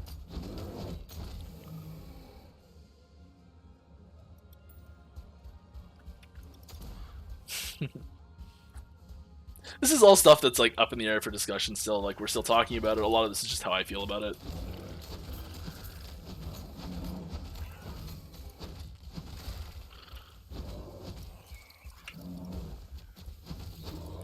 I think that's really important as well, is that we're still in this stage where we're experimenting with a lot of these mechanics, and we're building on these mechanics as we go, and the more we can get these things out, get them in people's hands, see how they play, see how they feel, get feedback and adjust them, the better they'll be overall for launch.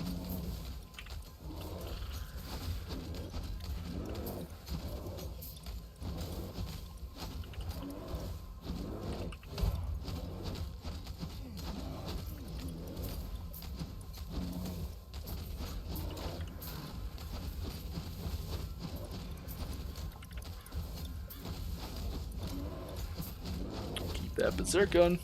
Berserk's my favorite node, I think, in the game. I love it. I love the little mini game of like, can you keep Berserk going?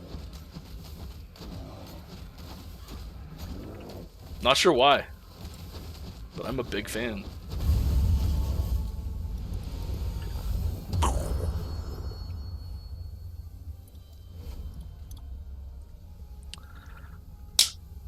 All right.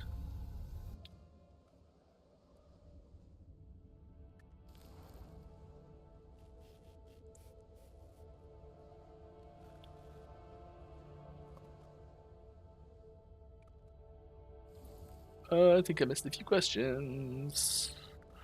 Have we hit the threshold for Llama Mocking Mike gives you more leaks yet? Nope. Oh, that one's too pretty.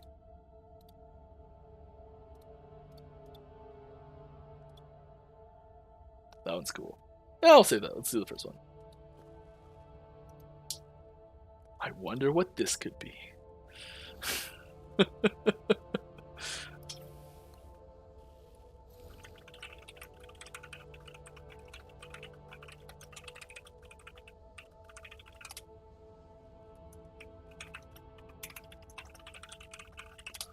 Yes, this is Rainbow Edge, which we were talking about inspirations from other games, and someone asked me about Marl, but yeah, there's definitely no inspiration from anywhere, that one.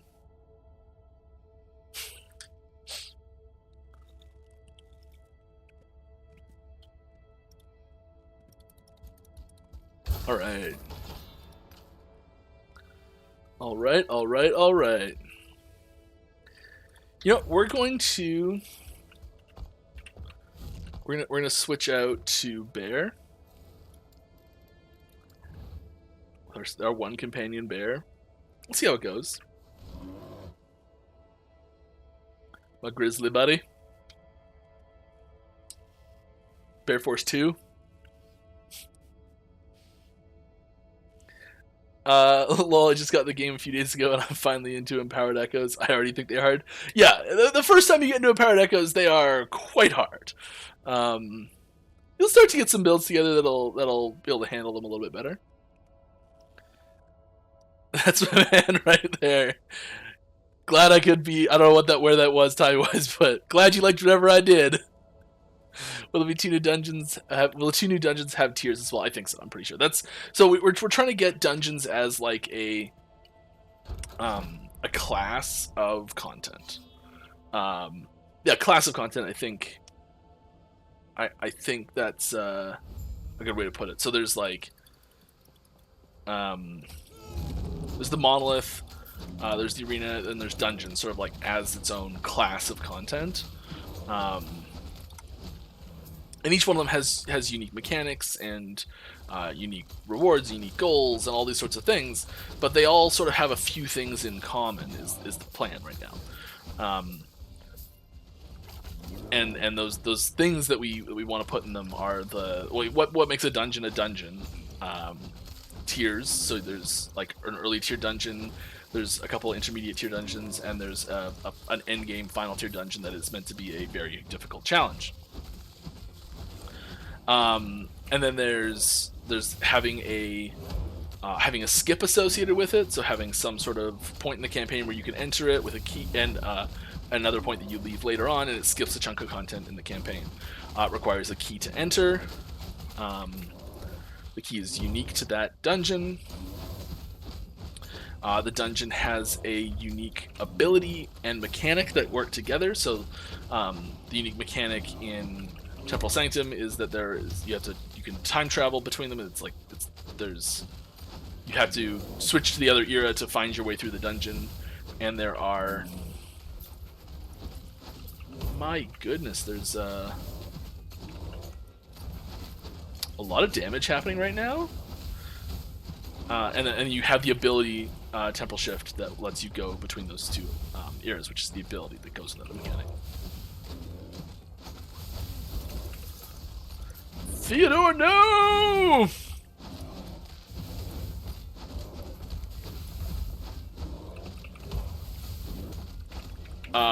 And what's the last thing? Mechanic, boss at the end. And the mechanic's also useful in the boss fight. And then, some sort of mechanically unique reward that goes with it. And these things all work together to make a dungeon a dungeon.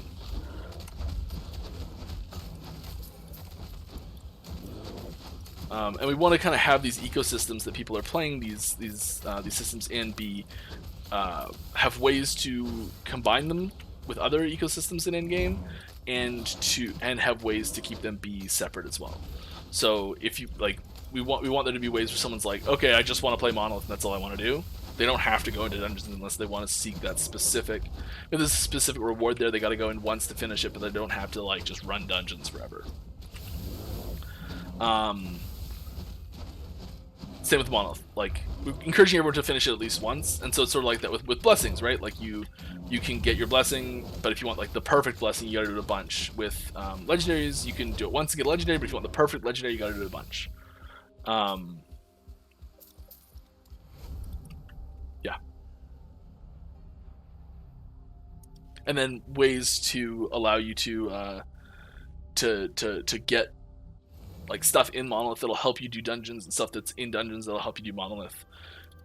I think Monolith's more like the core one, so there'll be less stuff needed to like help you in the Monolith, so to speak, other than just being your character be better.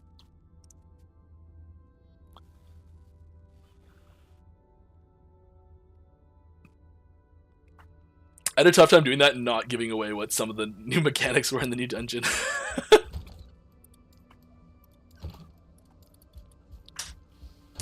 Alright.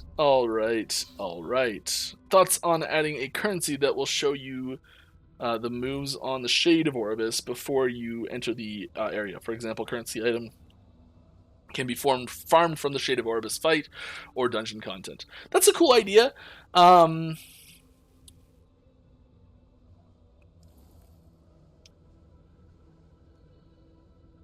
It's a cool idea.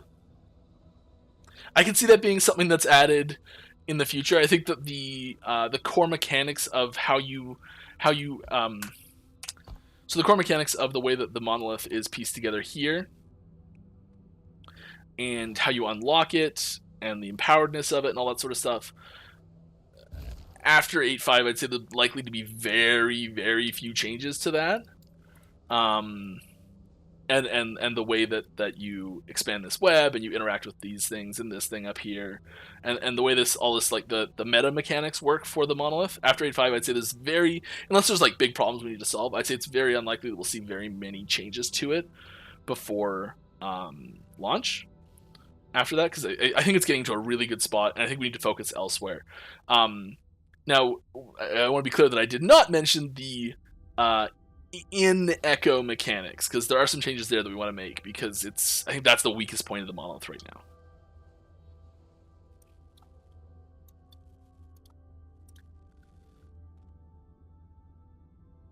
Which we do have changes to that coming in 8.5 as well, but it's a small change. I just don't want to be like, oh, we're never changing it again after that, but I think it's a small change that'll have a big impact. Updates on Tooltip Dps, and will forging potential cost be adjusted per affix tier? Forging potential cost be adjusted per affix tier. It already is, I think. Or cost lowered for adding affixes or anything like the like. I mean, right now it's easier to craft better items than it was before, and I don't think we want to make it even easier. So I'd say it's very unlikely that we would. And I know you may have this is a tough thing to talk about, crafting chances and stuff like that. I know you may have had experiences where you're struggling to craft certain things. On average, it is easier to craft items now. Like mathematically, it is easier.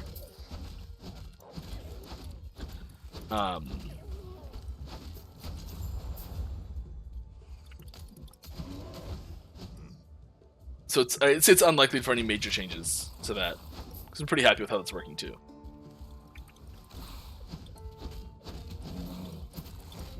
I say major changes because there's always little things that get tweaked here and there. All over the place, eh? Some nice boots. As far as updates on Tooltip DPS, yeah, it's honestly it's pretty low priority right now. The system is far from perfect. We know that. We're not saying it's perfect. We're not saying it's done. It's just not a priority right now because it's not multiplayer, and it's not performance, and it's not finishing the content to release the game. It's not endgame systems. You know, like it's not getting uniques out. It's not getting 3D models out. Like these are all things that are way higher priority. Basically, everything on the list, on the new preview list. What am I trying to say? Patch preview. Tease document thing, that little thing, the graphic infographic. Yeah, nailed it, first try. Anything that's not on that list is sort of like if it's quick and easy and we happen to get to it, great. Everything else is sort of hope we get to it.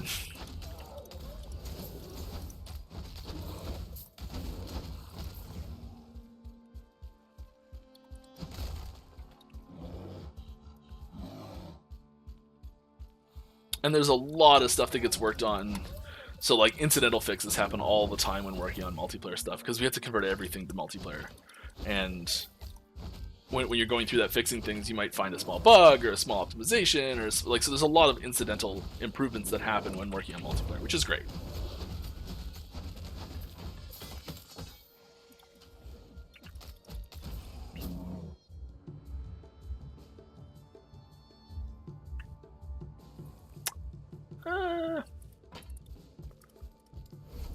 Sword's pretty ballin'. Can you guys make the campaign bosses have stronger auto attack damage so they feel a bit more challenging? Kind of like how Andy and Duriel Meph are in D2. I feel like that's what I'm missing from them.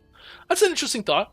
I could see that as a lot of the like auto attack style abilities do have basically 0 damage to start with. It's like 1 at base usually. Is your desktop wallpaper posted somewhere others can grab it? I can't find much about wallpapers since posted Sarno made a while back. Go to our media page. What's it called? Nope, that's not my website. It's called something. It's at the bottom of our page, probably. Press kit.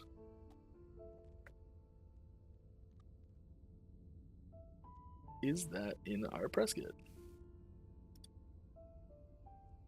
It's a media downloads page in our press kit. It's got a ton of art, concept art. Ooh, this one's not in there. I'll ask someone to edit.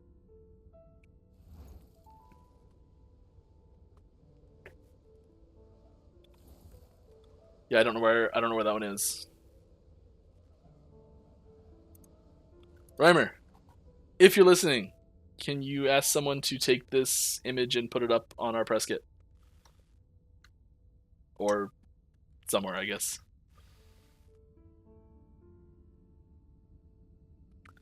What am I doing? I'm trying to find Streamlabs. There it is. I really love your game, but I have 6 characters now. All are able to run empowered monos. Sad thing, I have nothing more to do in your game. Are you planning on creating more content for players other than high corruption? Yes, definitely. Ever thought about letting us skip the mastery class selection? Would be an interesting masochist alternative concept. Yeah, we've talked about doing something like that. That's a tough one. I don't think we're gonna. Maybe. We've definitely talked about it. The reason why we haven't done it so far is we don't want someone to do it by mistake. And even if there's like a weird way to do it, unless it's like really hidden, like you've got to go and you got to stand on this clock and you got to run around it counterclockwise 11 times. And on the 11th one, you stop here, and then you run up and down here 11 times, and then you stop here. Please don't do this. This is not anything. I'm literally making this up as I'm talking right now. And like that unlocks the ability to not do, something dumb like that. And like just so you couldn't do it by mistake. We just don't want new players' first experiences to be this like, I'm struggling. I'm level 50, and I'm still a primalist, and I don't have access to any of my skills. I don't know how to progress, and like they're just done with the game. And adding like I think a very niche sort of optional extra challenge mode like that would be better suited as like a character creation option. And it's possible we could do something like that, but I would say it's a good style of thing to add quite a while from now. Maybe when we're adding new content post launch for some reason, in a roundabout way, every so often. Not sure if it was asked, but what was reason for scrapping the Bazaar? I thought this may have been a good selling point for trading systems, not like PoE. Hopefully it's not what you're doing. Yeah, okay, the plan is not to, and I think there was a lot of people who, as soon as we said we're removing the Bazaar, the first thought was, okay, so it's open trade. Like, that's the only other option. And that's not the case. We do not intend to just have like anything goes trading. That's not the plan. There's a lot of really good things, a lot of really bad things about that. There's like we could talk about this for hours. But that's not the plan.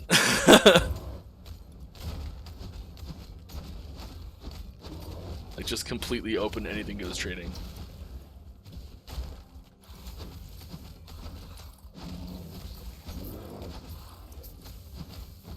I think we'll have something where we talk more about the goals of trading and how that, maybe not exactly how it. I don't want to talk too much about it in case I say something I'm not supposed to.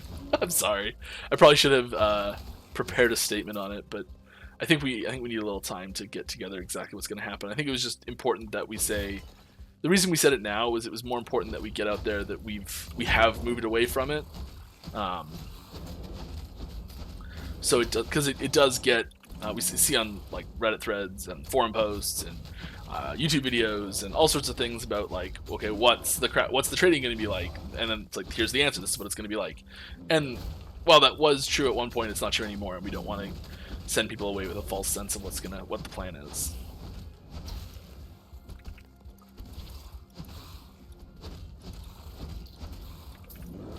So right now, if someone asks what the plan is, just say we don't know, because it's all the information we have.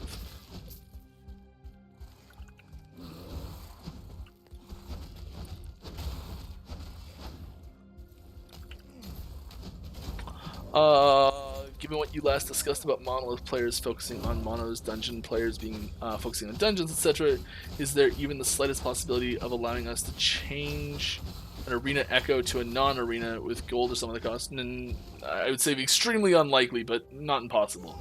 I understand why you're asking that, but there's always another way to go in the monolith, and if you really have to go that one direction, I'm sure you can stick it out for one arena run in the monolith, you know?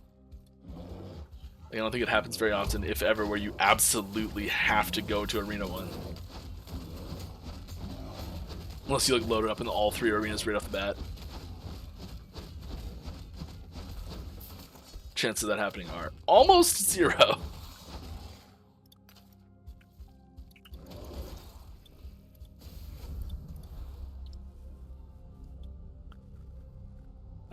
The game's music is as good as PoE's, and that's saying something. Thank you. Both games have insanely good composers that manage to fit the music in the game's theme perfectly. Wow, that's very kind. Thank you.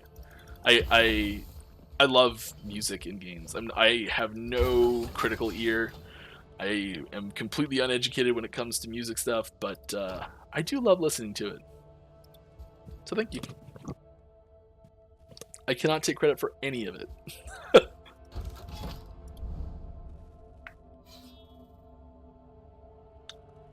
Gambler's Fallacy is one of the uniques that can't roll legendary potential. Yes, that's true. Can higher level 1 be added to the monoliths that can roll LP? It's possible. Like sort of a Claw Fang situation, I guess.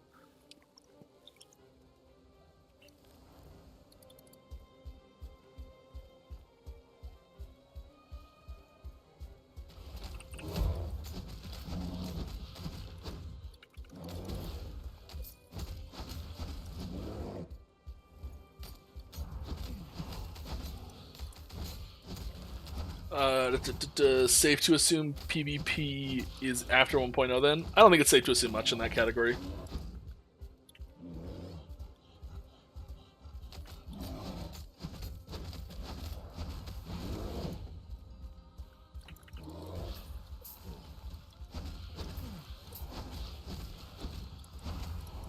Oh, because I said the things that are on that list are priorities, and things that aren't on that list are not priorities. I see where you're getting at here. I don't think it's safe to assume anything with multiplayer related to anything.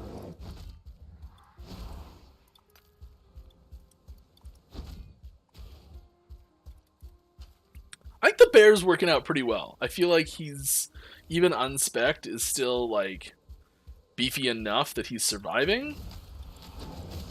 I know it'll probably fall off and I'll probably have to take him off the bar eventually, but I think he's doing pretty well. Especially with that, like, with this here. Just cranking up his health.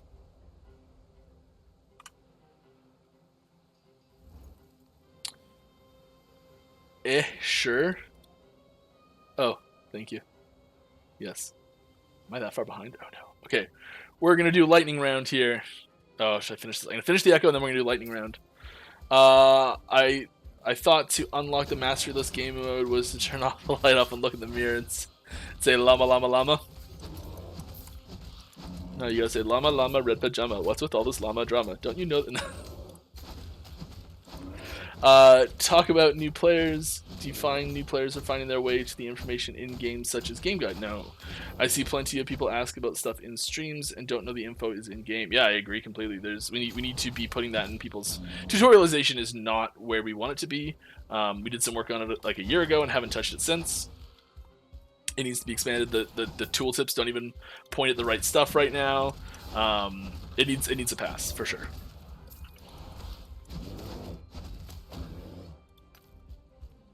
The tutorialization tooltips need to be able to be turned off. like the ones that show up on your skills panel and the passives panel when you first come to them on a new character for players that don't want to see them anymore. Like there's so much stuff that needs to be done with tutorialization still. But like we're pushing hard to get the really important stuff done, and to be frank, that's way less important than multiplayer. So like I'm usually the person that would be working on the tutorialization functionality changes, like code changes in the back end, and working on multiplayer is just more important.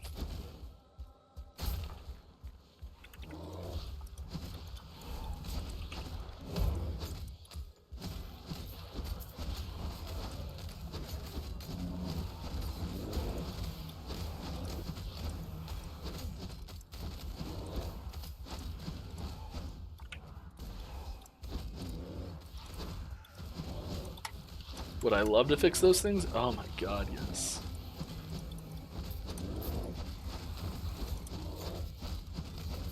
Here we go, more questions. New skills in 8.5. I cannot share anything regarding new skills in 8.5 at the moment.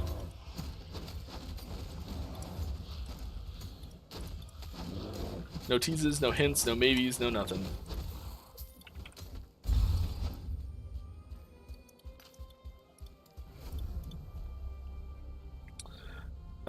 Have you seen... Yes, have you seen the new Path of Exile expansion reveal? Yes. What do you think about them making the game overall less complex in one area, Atlas progression, but giving it another big passive tree for the Atlas, which is adding complexity, but something most PoE players are already familiar with? Would this be a way for Last Epoch in the future to gain more complexity, for example, expanding on the skill spec tree for other areas of the game? Yeah, so I think it's a really smart move by them overall, by doing this, by taking a mechanic that they are familiar with and the players are familiar with, and adapting it to a different system. I think that's a very smart way of doing it. I think there's a lot of good changes. I think so. I haven't actually played, like, really invested time into a Path of Exile expansion in quite a while now, and there was I watch every single reveal, and we've got people on the team that play it very frequently and like talk about it all the time and all that sort of stuff. So like, armchair expert, not actually someone who's got a lot of experience. I don't know what you want to call that, but there's still times where I find the complexity a little high myself.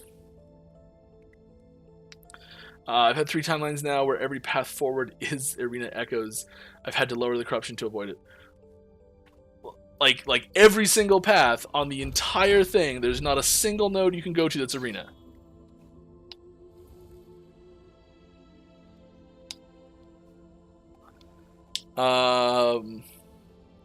Surprising. Go through one of them. Is it really that bad that you can't go through any of them? Why do you make crafting materials be picked up like gold does by walking on top of it? Sucks that there's others that there sucks up the others around. No need to click, just walk on it. I'd really rather not go into this right at the end of the stream. Short answer is we want them to feel like items, not a resource. Any thoughts on... And they don't right now. I agree, they don't, but that's what we want. I like most... any thoughts on adding Autocast Keybind so you don't have to do the numlock bug to do it? Really don't want to. The plan is to make Autocast not be the best thing to do. I like most Druid forms visuals except the Werebear. Good work, but Swarmlade could... Oh, especially the Werebear. Good work, Swarmlade could get more love to make it look more like an actual Druid form and not a floating bug. I really love... Swarmblade's so polarizing, and I think it's really good that it's polarizing. So, sorry you're not a fan, but people who love it, and I think that's actually better than having it be just okay for everyone. Is the crit rework still coming? I like the idea. It's still planned, no idea when. If will this release before D4 PoE2? God, I hope so. Agree multiplayer. The reason I say it like that is because I have no idea when those 2 games are releasing. So, if they release tomorrow, then no. If they release in 10 years from now, yes. I agree multiplayer is more important. Just wanted to make sure that somewhere on the long list that this should be done before 1.1 list. It's a good list. I like that list. Technically, the dungeon also adds new skills. Yes, you're right. It does. Technically, it does. Technically, you have... you can have up to 8 skills on your bar. It's possible to get 8 skills on your bar simultaneously.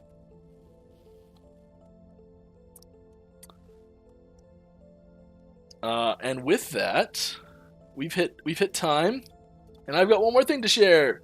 The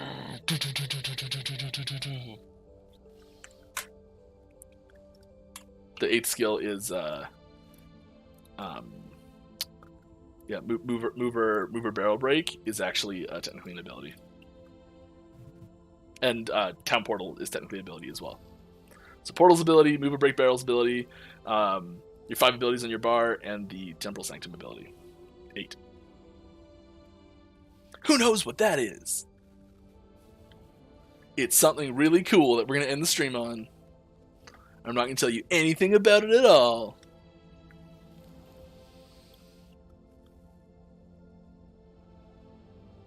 But it's pretty cool. It's my XGF. I like that one. That's good. Alrighty then.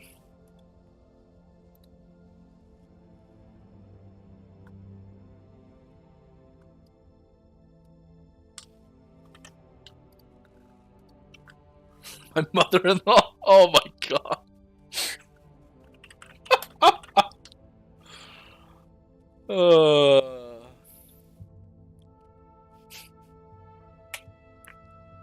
Alright, I hope you all had a wonderful time. I know I did. I will see you later. Thanks for coming by. Have a good night, everyone. Have a good morning, everyone, wherever you are. We'll see you later.